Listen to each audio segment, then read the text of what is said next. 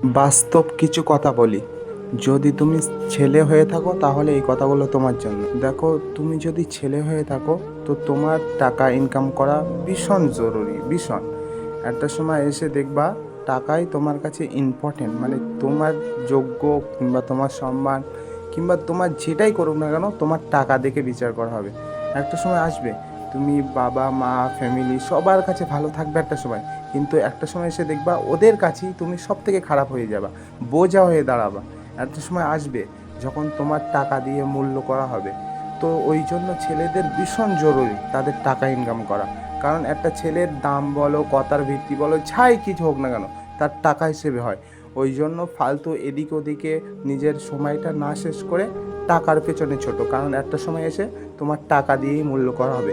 এখন মনে হবে, এখন অল্প বয়স, এখন মনে হবে যে আমার টাকা দিয়ে কী করব, কিংবা এখন মেয়ে এটা ওটার পিছনে তুমি সময়টা ব্যয় করছো, কিন্তু দেখবে একটা সময় এসে তোমার ওই টাকাই প্রয়োজন হবে। কারণ যদি তোমার কাছে টাকা থাকে তো সবাই তোমাকে চিনবে, সবাই ভালোবাসবে। তুমি কি খারাপ ভালো কোনো বিচার হইবে না।